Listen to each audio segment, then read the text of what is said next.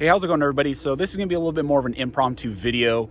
Sorry, I'm doing this on my phone because I don't have all my traditional camera gear with me. If you can't tell, I'm definitely not in California anymore. I am in Minnesota on a hunting trip with USCCA. So first and foremost, thank you USCCA for bringing me out to this hunt. It's been absolutely amazing. As you can tell, it's beautiful out here. If you guys don't know about USCCA, I'll leave links down in the details section. They provide training, education, self-defense, and liability protection. So if you carry a firearm, I highly recommend you guys check them out. And again, I'll leave a link to them down in the details section. But I wanted to make this video because I think it's an important update. And I wanted to get to this to you guys, even though I'm kind of on location. It's going to be a Supreme Court update. So two things have happened with the Supreme Court that are pretty significant. So first and foremost, I made a video a couple days back talking about that the Biden administration was trying to tag into the oral arguments on the New York State Rifle and Pistol Association v.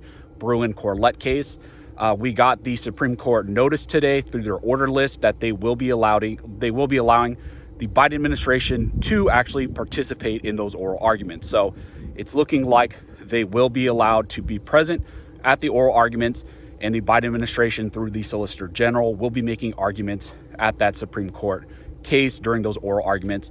It's looking like they're going to probably have about 15 minutes during those oral arguments, so that is probably going to be the time allocated to them. But again, so they are tagging in, so it's going to be probably, I'm anticipating a favorable decision.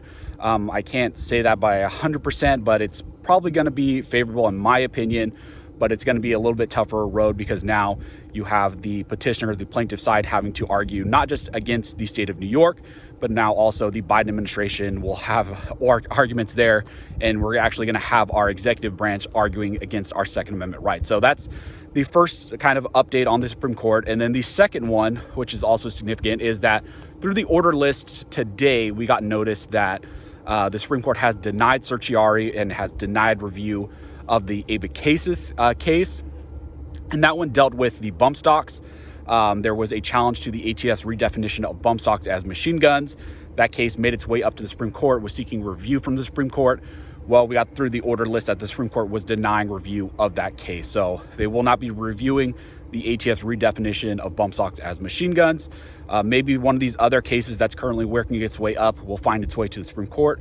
Maybe at that time they will decide to take up that case, but as of right now, they have kicked and punted on the issue of the ATF's redefinition of various items as machine guns. So again, pretty important updates, two of them. I wanted to get it to you guys even though I'm traveling, and I know this isn't traditional setup and all that. I don't know how the audio is going to be, but I thought it was important to get this to you guys because this is pretty important. So if you guys have any questions, go ahead and comment down below and I'll try to answer the best of my ability.